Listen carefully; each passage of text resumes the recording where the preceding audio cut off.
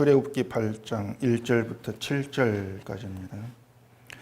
여호와께서 모세에게 이르시되 너는 바로에게 가서 그에게 이르기를 여호와의 말씀에 내 백성을 보내라. 그들이 나를 섬길 것이니라. 내가 만일 보내기를 거절하면 내가 개구리로 너의 온 땅을 치리라. 개구리가 나일 강에서 무소히 생기고 올라와서 내 궁과 내 침실과 내 침상 위와 내 신하의 집과 내 백성과 내 화덕과 내 떡반죽 그릇에 들어갈 것이며 개구리가 너와 내 백성과 내 모든 신하에게 기어오르리라 하셨다 하라. 여호와께서 모세에게 이르시되 아론에게 명령하기를 내 지팡이를 잡고 내 발을 강들과 운하들과 못 위에 펴서 개구리들이 애굽 땅에 올라오게 하라 할지니라. 아론이 애굽 물들 위에 그의 손을 내밀매 개구리가 올라와서 애굽 땅에 덮이니 요술사들도 자기 요술대로 그와 같이 행하여 개구리가 애굽 땅에 올라오게 하였더라. 아멘. 기도하겠습니다.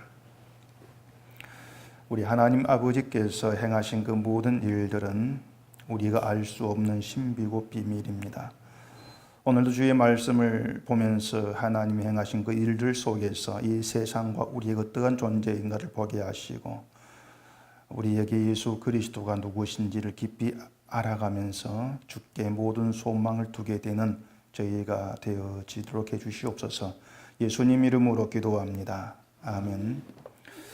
우리를 구원하신 하나님의 구원 방법은 십자가입니다. 그 십자가를 우리가 하나님의 비밀, 신비 또 이렇게 얘기하는데 십자가를 하나님의 비밀, 신비 이렇게 얘기하는 것은 우리를 구원하신 십자가라고 하는 그 방법, 구원의 방법이 도무지 인간의 우리 생각에서는 나와질 수 없는 것이기 때문에 신비라고 하고 또 비밀이다 이렇게 얘기를 하는 겁니다. 십자가가 뭘 얘기하느냐 하는 것은 여러분도 아실 겁니다. 그 십자가에는 구원받을 우리의 조건도 인간의 공로도 전혀 없다. 이것을 이제 선포하는 것이고 오로지 하나님의 아들이신 예수 그리스도의 그 피, 아버지의 뜻에 순종해서 십자가에 죽어 흘리신 그 피가 우리의 공로가 되고 우리의 의로움이 되어서 우리를 구원하신다. 자, 그게 십자가지 않습니까?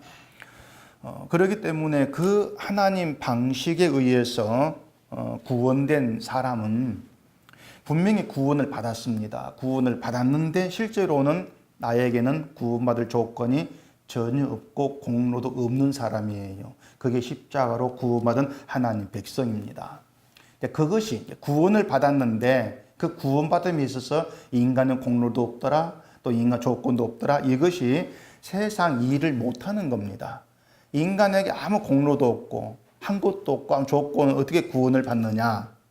이걸 세상이 이해를 못하고 그렇기 때문에 하나님만의 유일한 구원 방식이 십자가예요.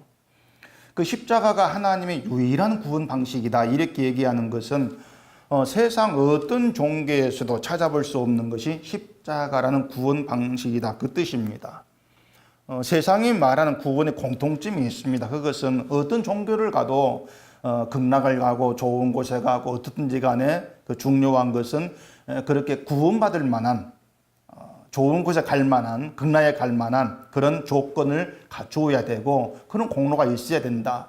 이게 모든 종교가 공통적으로 얘기하는 그 내용이란 말입니다. 어떤 종교도 인간의 조건, 공로를 얘기하지 않은 종교가 없습니다. 그래서 그 하나님의 구원 방식을 얘기한 대로 이건 신비야, 비밀이야 이렇게 얘기를 하는 것이죠. 우리가 이 하나님의 구원 그 방식 이것을 인간의 조건과 공로를 전혀 보지 않는 것이라고 하는 것은 하나님이 그런 방식으로 우리를 구원할 줄 상상도 못했다 이러한 의미가 된다는 거예요. 우리에게 굳어져 있는 그 사고방 중에 하나가 뭐냐면은 구원받을 만한 사람이 구원받는다. 이게 인간에게 굳어져 있는 사고 방식입니다. 그렇게 이 종교는 모든 것을 그 인간으로부터 시작을 하고 있는 게 종교 특징이에요. 제가 드리는 이 말씀을 잘 안다고 가볍게 생각하지 마시고요.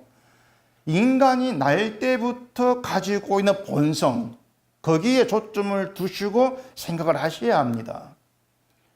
인간이 날 때부터 가지고 있는 본성이라고 하는 것은 늘 내 공로입니다. 나의 조건을 늘 쳐다보고 있다는 얘기죠. 그러니까 하나님의 그 구원이 인간의 조건과 공로를 보지 아니한다. 그 얘기는 우리가 그 내용을 잘 안다고 해서 나는 내 조건도 공로도 보지 않고 살아간다. 그걸 의미하는 것이 아니라는 겁니다. 비록 여러분 십자가를 안다고 합시다. 그 십자가가 나의 조건도 공로도 보지 않은 전적으로 예수님의 공로로 인한 구원이다. 이걸 안다고 합시다. 그걸 안다고 해서 나는 내 조건을 안 봐. 나는 내 공로를 안 봐. 그렇게 살아갈 수가 없다고 하는 거예요. 그 인간의 본성이기 때문에 그렇게 못 살아가는 겁니다. 사람은 항상 자기가 갖고 있는 조건을 생각이 되어 있습니다. 한 것만큼 자기를 보게 되어 있는 것이고 또 내게 있는 조건과 공로를 가지고 늘 남과 비교하게 되어 있습니다. 비교를 하면서 무게를 잰단 말이에요. 다시 말하자면 그건 본성이에요. 어떤 사람은 그런 성향이 있고 어떤 그런 성향이 없다. 그게 아니고 모든 인간에게는 본성이에요. 그렇기 때문에 늘 잘하고 잘못한 걸 가지고 판단을 해요. 따지면서.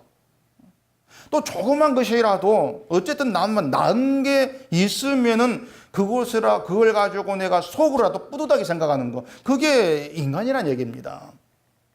근데 그걸로 끝나는 것이 아니고 이제 그런 조건과 공로에다 우리가 좀 중점, 초점을 두게 되면서 나를 스스로 구원 받을 만한 사람으로 이렇게 또 보기도 하죠. 성경은 모든 인간을 죽은 자로 심판받을 자로 얘기합니다.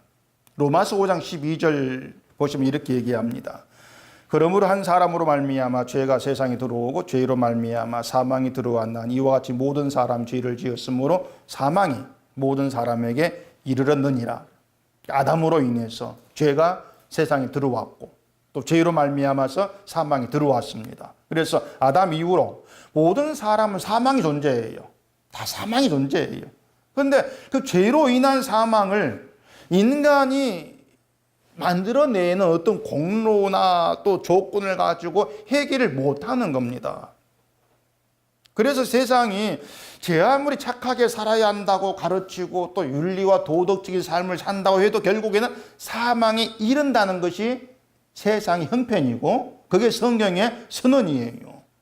자, 그럼 우리가 그런 이 땅 형편을 알고 또 성경 말씀을 안다고 합시다. 우리 어떻게 하겠느냐고 하는 거예요. 이 세상 사망 아래 있다. 어떠한 조건과 공로를 가지고도 구원에 못 이른다. 이렇게 성경이 얘기하니까 하나님 그럼 저는 제 조건과 공로를 보지 않겠습니다. 이렇게 할 수가 있냐고 하는 겁니다. 내 조건과 내 공로를 내가 안 보겠습니다. 이것도 결국에는 내가 하나님의 뜻대로 내가 실천해 보겠습니다. 그것을 그런 의미가 되어버린다는 얘기죠. 말씀드린 것처럼 사람의 본성은 늘 자기에게 초점을 두게 돼 있습니다. 잘하면 잘한 대로, 못하면 또 못한 대로 난 부족하구나. 그렇게 자기를 늘 보게 돼 있습니다. 그래서 자기 조건을 보지 않고 내 공로를 내세우지 않는 게 이게 복음이다. 이렇게 얘기하니까 그럼 그렇게 하면 되겠네? 이런 생각하게 되어 있단 말이에요. 근데 믿음이 우리를 다스릴 때, 우리가 믿음에 붙들려 있을 때에는 그렇게 반응을 안 하는 겁니다. 믿음이 있다면은 내가 내 조건 보지 않고 내 공로를 내세우지 않으면 될까? 이러한 반응까지도 그게 나를 보고 있다는 걸 알아채는 거예요. 아, 그게 나의 본성이었구나. 아, 이게 바로 죄였구나.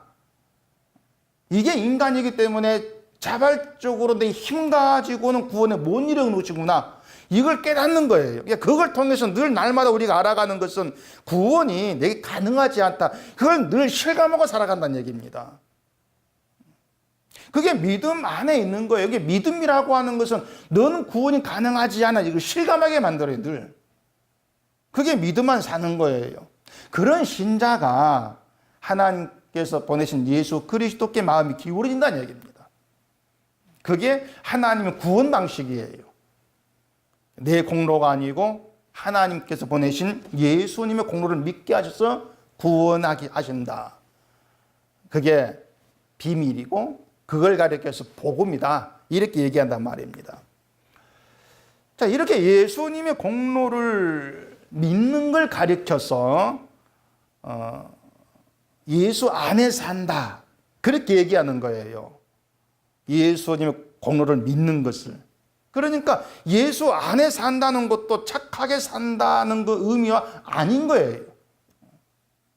근데 기독교인들의 그 이해하는 복음의 의미, 내막, 그걸 모르기 때문에 예수 안에 사는 거, 그걸 세상 사람들보다 좀 더 착하게 살아가는 거, 그렇게들 착각을 합니다. 근데 그것은 예수님을 착한 사람으로 만들어버리는 잘못이에요. 큰 잘못이죠. 이렇게 얘기하면 그럼 예수님은 착한 사람이 아니란 말입니까? 뭐 이렇게 반발할 수가 있는데 예수님은요, 착한 사람, 착하지 않은 사람 이렇게 나누어 판단할 그런 분이 아니에요. 그러니까 예수님에게는 착함이라는 말 자체가 해당이 안 돼요.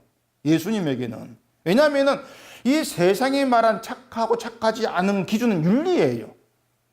각국 나라마다 다른 도덕이고 윤리, 그 기준 돼가지고 이건 착한 거, 이건 착하지 않은 거 그렇게 구분하지 않습니까? 그런데 예수님을 착한 분 이래버리면 결국 세상 윤리에 맞게 살아가는 분, 이런 의미가 된단 말이에요.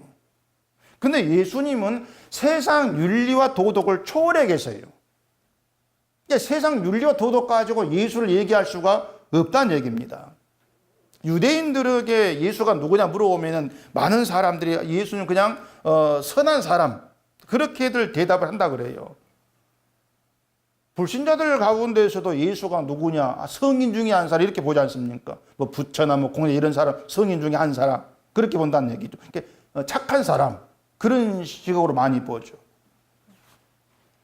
세상이 알지 못하는 게 뭐냐면 세상 전부가 존경하는 성인이랄지라도 최고의 착함을 가진 사람이랄지라도 죄로 인해서 사망에 갇힌 자다. 아담 이후로. 그걸 세상은 모르는 거죠. 그래서 말씀을 드린 것처럼 우리가 예수 안에 살아간다.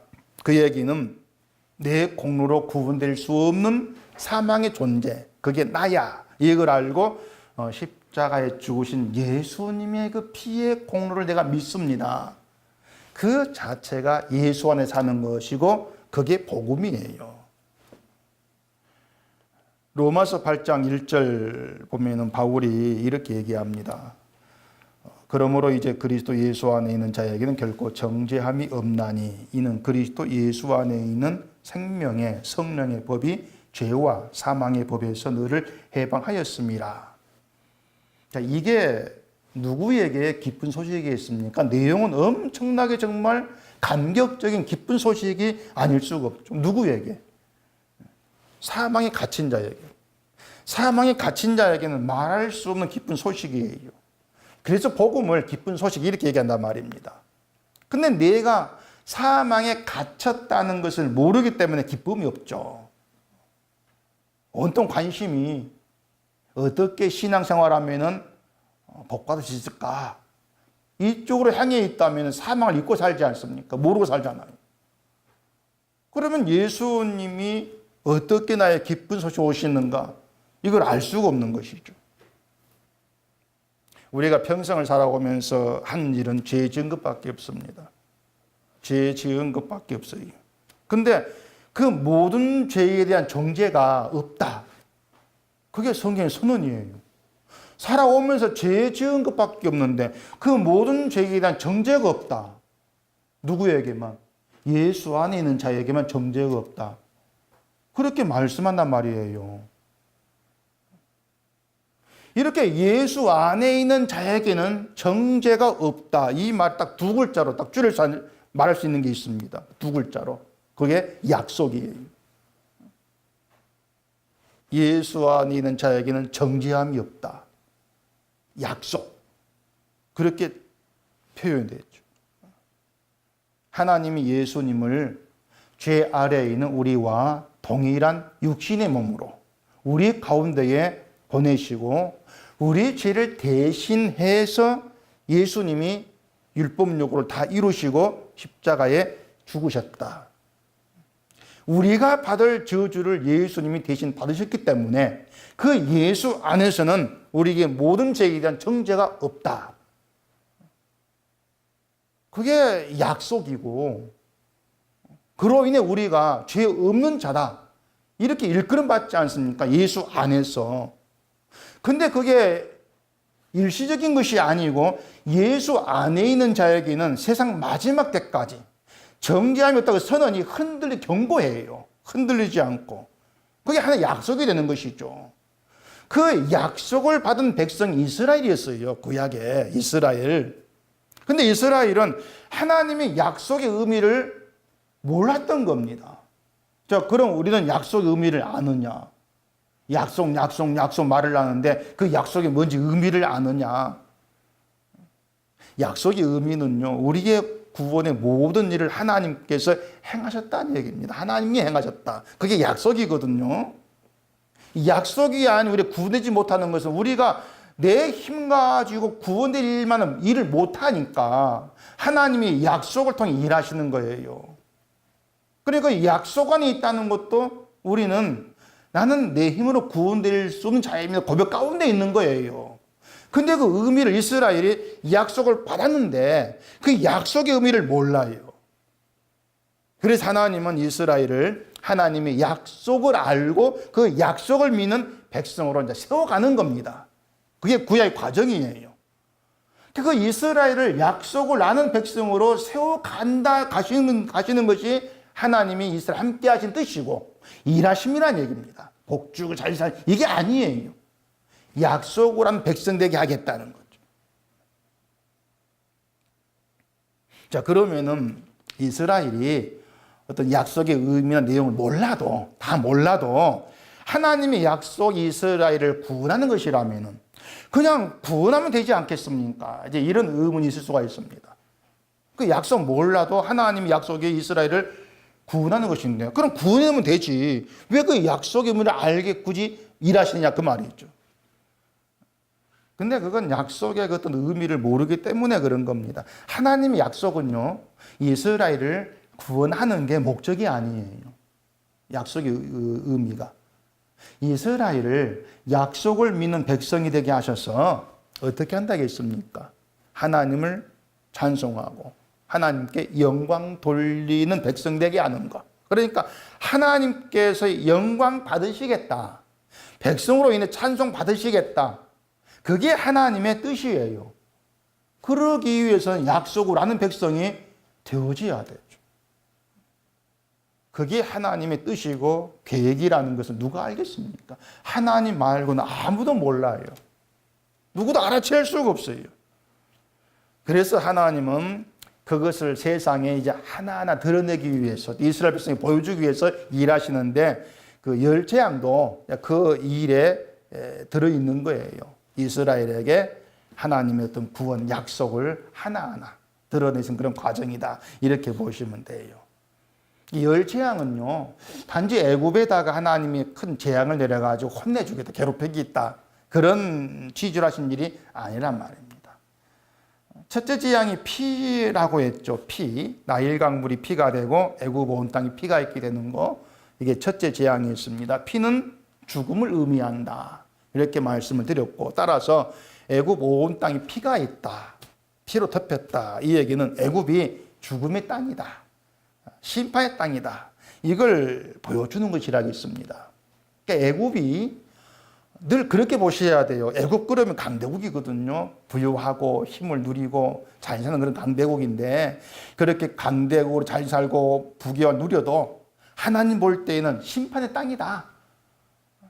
그 얘기예요. 애굽은 심판의 땅이야. 근데 그 죽음의 땅에 이스라엘이 있단 말입니다. 애굽에 이스라엘이 들어있는 거예요. 자, 그러면은 애굽이 죽음의 땅입니다. 그 땅에 이스라엘이 들어있습니다. 그럼 이스라엘이 가장 바라는 거, 이스라엘의 우선순위가 뭐가 돼야 되겠습니까? 죽음의 땅에서 벗어나는 거. 그게 그들의 우선순위가 돼야 되겠죠. 애굽이 죽음의 땅이라고 하는 것은 그 애굽에 함께하면 같이 죽는다 그 뜻이에요. 몽땅 같이 심판을 받아요. 때문에 사는 길은 애굽과 함께하지 않는 거예요. 그게 출애굽이란 얘기죠. 함께하지 않는 거. 그것은 애굽이란 땅에서만 도망치면 돼. 이런 의미가 아니고 애굽의 사고방식, 애굽적인 사고방식에서 벗어나야 돼. 구별되어야 돼. 그 뜻이에요. 근데 그게 불가능한 일이에요. 이스라엘이 스스로 이게 애굽 사고방식 깨닫고 우린 나가야지. 자기 발로 애굽 사고방식 끊어내고 그게 불가능해요. 자, 바로가 이스라엘 노동을 무겁게 이제 했습니다. 그럼 이스라엘의 어떤 원망과 분노의 대상은 누가 되겠습니까? 바로가 돼야 돼요. 바로를 원망해야 돼요. 근데 이스라엘이 누구를 원망했습니까? 모세와 아론을 원망해요. 바로를 원망하지 않고. 모세 아론은 하나님 말씀을 전하러 왔단 말입니다. 그 말씀을 전하는데 그 말씀을 하나님을 전한 모세와 아론을 원망하고 바로를 원망하지 아니한다. 정작 원인은 바로인데 그게 재밌다는 거죠. 그 앞에 출애굽기 5장 20절에 보십시다. 그들이 바로를 떠나 나올 때에 모세와 아론이 길에 서 있는 것을 보고 그들에게 이르되 너희가 우리를 바로의 눈과 그의 신하의 눈에 미운 것이 되게 하고 그들의 손에 칼을 주어 우리를 죽이게 하는도다. 여호와는 너희를 살피시고 판단하시기를 원하노라. 자, 잘 보세요. 모세와 아론을 원망한 이유가 뭐냐면 자기들이 바로와 그 신하들에게 미움을 사게 했다. 그래서 원망한다 그 말입니다. 왜 바로와 신하가 우리를 미워하게 만들었냐? 그거예요. 이스라엘 백성은 바로의 마음에 들고 좀 아부를 해서라도 바로가 자기 돌봐주고 그렇게 바로의 다스림 속에 편히 살고 싶어 했던 것이죠. 근데 바로가 자기를 미워해서 그 노동을 무겁게 하니까 아니 너희들 때문에 우리가 바로 미움받잖아. 그렇게 하면서 모세 아론을 원망을 하는 거예요. 그러면서 하나님이 바로를 벌주기를 원하는 것이 아니고 모세와 아론을 벌주기를 원하고 있단 말입니다. 웃기지 않습니까? 왜냐하면 얘기한 대로 모세 아론 너희들 때문에 힘들었어. 이스라엘을 힘들게 한 것은 바로인데 왜 바로에게 벌 주기를 원하지 않고 모세와 아론이냐? 하나님께서 바로에게 벌 주면은 바로가 자기를 내보내면 그걸로 끝나는데 왜 바로가 아니고 모세와 아론이냐? 결국은 이 이스라엘이 바로의 그 세력에서 벗어나기를 싫어했던 거예요.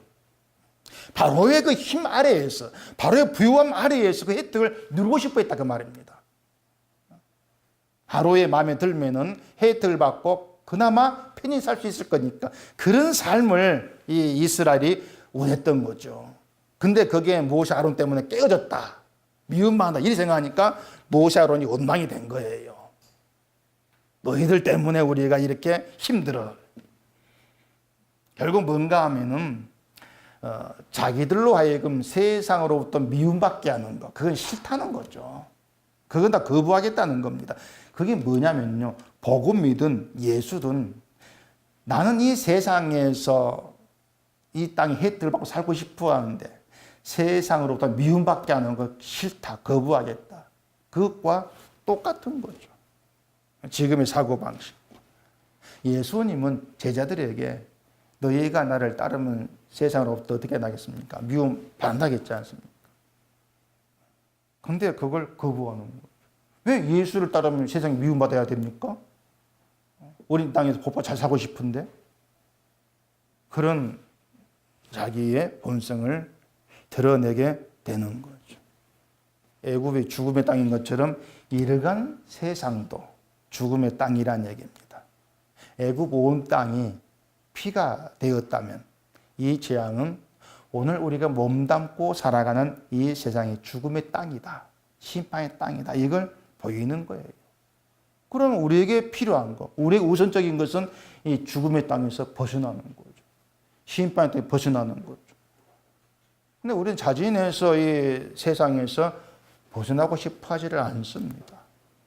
이 세상에 사는 것을 살고 싶어 하죠. 왜냐하면 이 세상에 사는 거 살지 않으면 나에게는 어떤 불이익이 온다는 거 아니까 같이 묻어서 어울려 살아가려고 하죠. 우리 본성이 세상을 원해요. 우리 본성 자체가. 세상에 죄가 있는 곳이고 그래서 세상에서 사는 거 힘들고 고생이라 말하면 다 그렇다 이렇게 인정한단 말입니다. 인정하는데 그냥 이 세상 고생하고 힘들고 끝나는 것이 아니고 세상과 함께 심판을 받는다는 거. 그걸 우리가 놓치면 안 되는 거죠.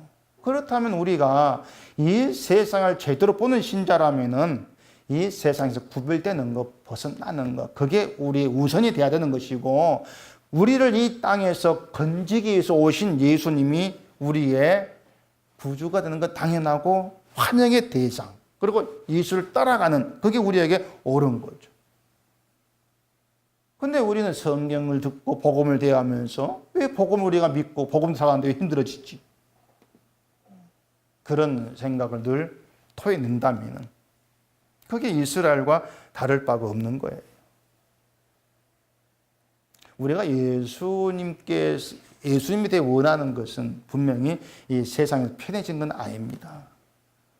근데 세상에서 좀 더 편해지는 걸 원하다 보니까 왜 힘들어져야 되느냐 그런 반감이 늘 생기는 거죠. 그걸 우리가 좀 깊이 생각해 볼 필요가 있습니다. 두 번째 재앙이 개구리죠. 개구리가 애굽 온 땅에 올라오는 것인데 1절 2절 보십시다. 여호와께서 모세에게 이르시되 너는 바로에게 가서 그에게 이르기를 여호와의 말씀에 내 백성을 보내라. 그들이 날 섬길 것이니라. 내가 만일 보내기를 거절하면 내가 개구리로 너희 온 땅을 치리라. 자, 모세에게 다시 바로에게 가서 내 백성을 보내라. 그들이 나를 섬길 것이니라. 이런 말씀을 전하게 하죠. 그리고 바로가 거절하면 개구리로 애굽의 온 땅을 치겠다. 그게 하나님 말씀입니다. 자, 그럼 애굽에 그 재앙을 내리는 하나님의 그 의도, 왜 애굽에 이렇게 재앙을 내릴까? 의도를 우리가 과연 어떻게 생각을 해야 되느냐고 하는 겁니다. 바로가 여호와의 말씀을 거절하면은 애굽 땅을 친다. 그것은 말씀을 거절한 것에 대한 심판, 그렇게 우리가 볼 수가 있습니다. 아마 대부분이 열 재앙을 그렇게 생각합니다. 하나님 말씀을 거부했기 때문에 하나님께 심판했다. 그런 생각들을 많이 해요. 그러면은 바로로 하여금 하나님 말씀을 듣게 하려고 재앙을 내리신 것이라면은 더 강력한 재앙을 내리는 것이 옳다는 얘기죠. 근데 왜 개구리냐 그 말입니다. 왜 개구리냐? 온 땅에 개구리가 올라온다. 뭐 좀 지저분하고 뭐 좀 괴롭고 그런 게 있을지 몰라도 뭔가 막 두렵게 하고 하는 그런 재앙은 사실 못 되는 거예요. 더구나 7절에 보면은 요술사들도 자기 요술대로 그와 쟁하여 개구리가 애굽 땅에 올라오게 하였더라. 이렇게 얘기하죠. 나일강물이 피가 되는 것을 요술사가 행했습니다. 그리고 개구리가 올라오는 것도 애굽 요술사가 행합니다. 그걸 보면 바로는 당연히 하나님의 능력을 무시할 수밖에 없어요. 우리도 한단 말이죠. 우리도 할 수 있다 생각했는데 하나님 능력에 굴복할 자 누가 있겠습니까? 지금의 기독교 신앙이 할 수 있다 이걸 이제 강조하는데 할 수 있다는 걸 강조하는 건 하나님의 능력에 굴복지 않겠다는 겁니다. 그것은 나도 힘이 있으니까 그 힘으로 하나님 기쁘시는 일을 해보겠다 이런 뜻이죠. 그게 바로 나는 내 힘으로 살아보겠어. 내 힘 가지고 할 수 있어. 그런 이제 의미란 얘기예요. 그게 뭐냐면 사람은 자기 힘으로 할 수 있는 것이 아무것도 없다는 것을 모르는 거죠. 그 3절, 4절 보십시다.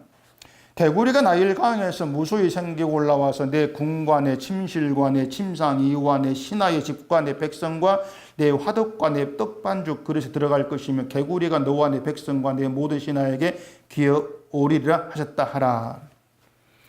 자, 개구리가 여러 번째 막 들어와가지고 이리도 저리도 막 한다 합시다.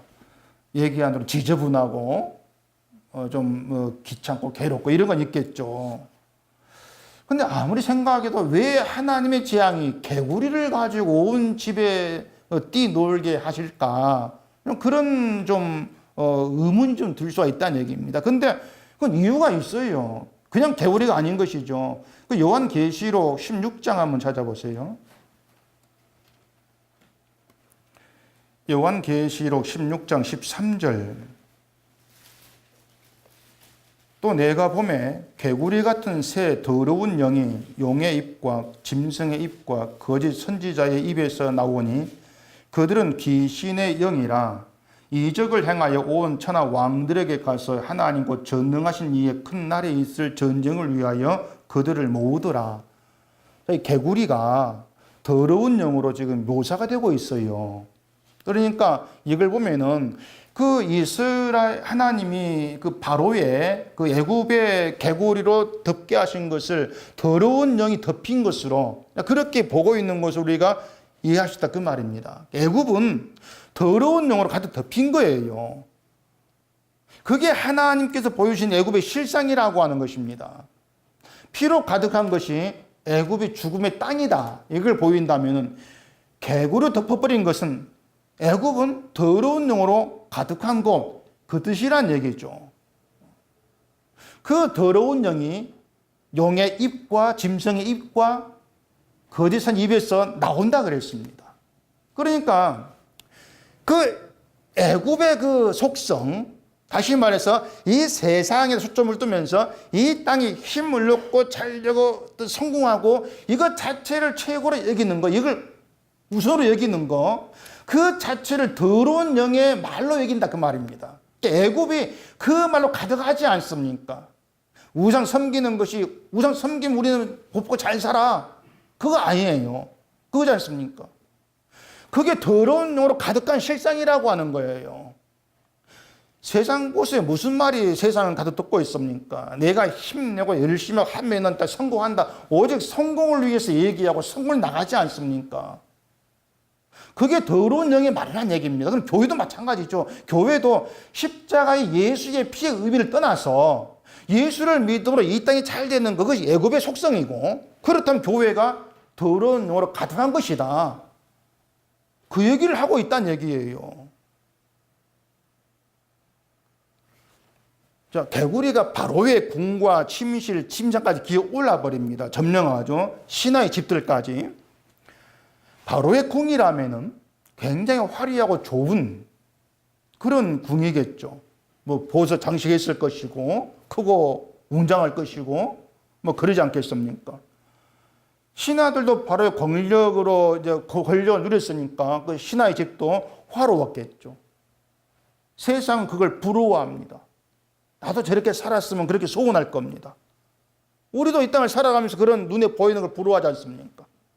근데 하나님 개구리로 그 부러워할 수밖에 없는 바로 궁까지 몽땅 덮어버렸다고 하는 것은 제 아무리 화려하고 좋은 것으로 보인다 할지라도 결국은 더러운 영으로 가득할 뿐이다. 그게 애굽의 실상이 그거예요. 이스라엘이 자발적으로 애굽 땅에서 나가기를 원한다면은 그것은 애굽 땅이 죽음의 땅이구나, 더러운 영으로 가득한 곳이구나, 그 마지막은 결국 예언의 멸망이구나, 이걸 알았을 때에 우리가 이 애굽 땅에 나가야 돼, 애굽의 사고만 함께 할 수 없어, 이렇게 나오겠죠.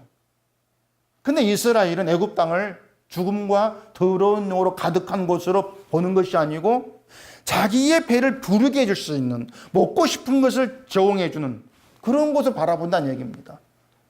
그래 광야에서도 먹을 게 없을 때 애굽의 것을 그리워하지 않습니까? 그때가 좋아서 이렇게 얘기하면서 하나님이 인도와 현실을 부정하는 거예요. 아무리 하나님이 함께 하시고 인도한다 할지라도 내 육신의 어떤 삶이 힘들면 나 싫다, 이런 방식, 이런 사고방식이죠. 결국 아무리 복음을 얘기하고 성경 얘기해도 그 복음 내가 받아들여가지고 내가 힘들고 뭐 나아진 게 없으면 내가 그 복음 그게 나한테 무슨 유익이냐, 이렇게 나와지는 거예요. 그게 광야 이스라엘과 똑같은 거예요. 애굽을, 세상을 더러운 영으로 가득한 곳으로 안 본다는 얘기입니다. 우리가 세상 심판받을 땅 이렇게 얘기하죠. 그렇지만 우리의 마음은 늘 이 땅의 것을 그리워하죠. 그래서 자발적으로 세상에서 나오는 건 불가능해요. 우리는 나오기를 싫어해요, 애초부터. 그게 우리예요. 만약 우리가 자발적으로 이 땅 세상 나가야 돼. 그러면서 내 힘으로 세상과 구별되어지면서 어떤 하나님의 가신 길을 우리가 그 뜻을 쫓고 이렇게 나아간다면은 예수님이 우리의 배후에 계실 이유가 없습니다.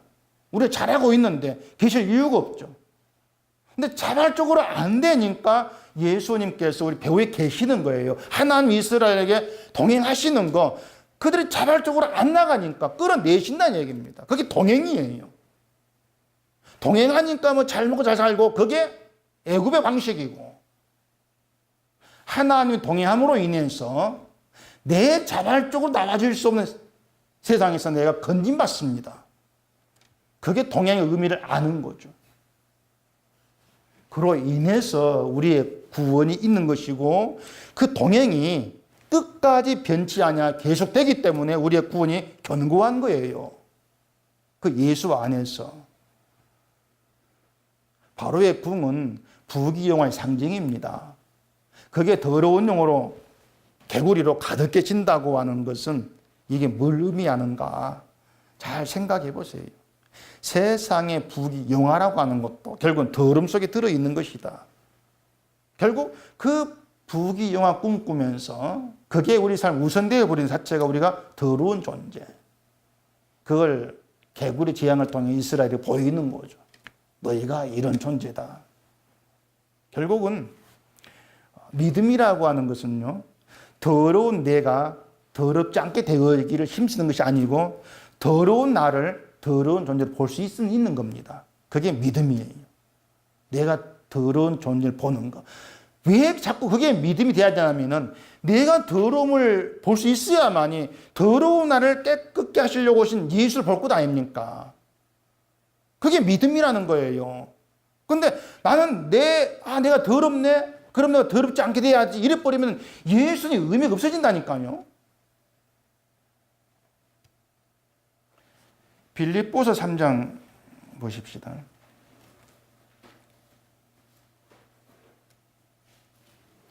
그러나 무엇이든지 내게 유익하던 것을 내가 그리스도를 위하여 다 해로 여길 뿐더러 또한 모든 것을 해로 여기면 내 주 그리스도 예수를 아는 지식이 가장 고상하기 때문이라. 내가 그를 위하여 모든 것을 잃어버리고 배설물로 여기면 그리스도를 얻고.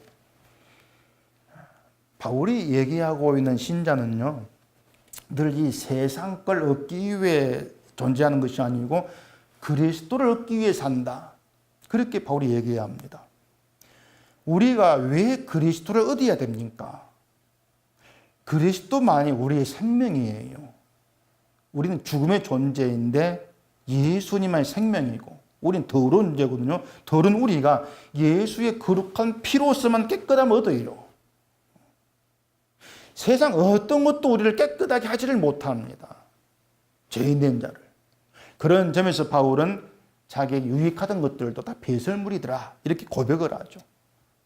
유익하던 것들이라고 얘기하는 것은 세상의 뜻을 두고 살았을 때에 그 보이는 모든 자기 좋은 것들이었어요. 바리새파 이런 거, 로마 시민권 이런 거 다 좋은 것들이었죠. 근데 예수께만 뜻을 두고 예수 그리스도만을 얻고자 하다 보니까 그 유익하던 것들이 오히려 해로운 것들이더라, 그렇게 보게 되어지는 것이죠. 그래서 이렇게 피재앙, 개구리 재앙, 그리고 다음에 등장하는 또 재앙들 모두가 애굽은 구원될 수 없는 존재다, 이걸 보이고 있습니다. 근데 그 구원될 수 없는 존재 애굽, 그 애굽 바라보면서 애굽처럼 살고 싶어 하는 것이 이스라엘이에요. 우리도 세상이 심판의 땅, 그러면서도 세상처럼 살고 싶어 합니다. 그게 우리예요. 세상이 심판의 곳, 그러면서도 이 세상에서 나오고 싶어 하지를 않는 자들, 그런 우리를 붙들어서 끌어내시는 분이 예수 그리스도죠. 그래서 그 그리스도가 내게 오셨다는 것이 그래서 기쁜 소식이에요. 내막을 알고 나니까 예수님 오시지 아니했으면 나는 이 세상이 좋아 살다가 이 땅과 함께 심판에 들어갈 존재였구나. 이걸 보니까 주님이 오셔가지고 날 붙들어서 끄집어내신다. 그걸 위해 내게 동행하신다. 그게 나에게는 기쁨으로 감사함으로 자리하게 되어지는 것이죠. 세상의 좁은 것들, 우리가 누리고 싶어하는 모든 것들 다 좋은데 그 세상 배경에 뭐가 있는가 이걸 보셔야 돼요. 피가 있고 개구리가 있는 것처럼 이 세상 배경에는 죽음이 있고 더러움이 있습니다. 이게 세상입니다. 히브리서 9장 제가 읽어보겠습니다. 27절. 한 번 죽는 것은 사람에게 정해진 것이요 그 후에는 심판이 있으리니 이와 같이 그리스도도 많은 사람의 죄를 담당하시려고 단번에 들이신 바 되셨고 구원에 이르게 하기 위하여 죄와 상관없이 자기를 바라는 자들에게 두 번째 나타나시리라. 죽는 건 정해진 것이고 심판이 있다는 것도 정해진 겁니다. 근데 그 심판서 우리를 구원하시는 분이 그리스도다. 이것도 약속으로 정해진 거예요.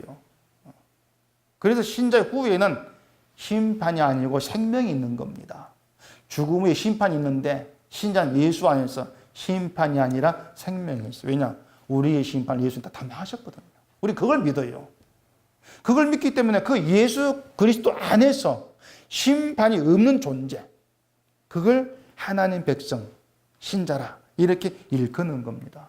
우리 배후에는요 예수 그리스도가 계세요. 이보다 든든한 건 없는 겁니다. 세상의 힘과 권력을 배후로 두고 있다 할지라도 죽음이고 더러움이다. 그게 현실이다. 이걸 생각하면 됩니다. 그럼 우리 배후에 주가 함께 하시고 나에게 주가 함께 동행하신다는 것보다 복된 건 없다는 거. 이걸 우리가 실감하게 될 거예요. 여러분이 이러한 실감과 함께 주로 인해 기뻐하고 또 주로 인해 감사하는 그런 믿음의 길로 가게 되어진다면 그것도 주님의 은혜인 겁니다. 주께서 이끌어 가시기 때문에. 우리는 늘 그 주의 일하심 보면서 나는 주님 때문에 존재하구나. 고백에 나와지고 감사함이 있는 거죠. 그렇게 하니 영광 받으시고 그걸 신자라 이렇게 얘기하고 있는 겁니다. 기도하겠습니다. 우리 아버지 하나님, 우리가 성경을 보면서 우리의 구원에 담긴 내막을 알아갈 때마다 예수 그리스도가 내게 오셨고 그 주가 내게 동행하신다는 것이 얼마나 복된 은혜인가를 깨닫게 되어집니다.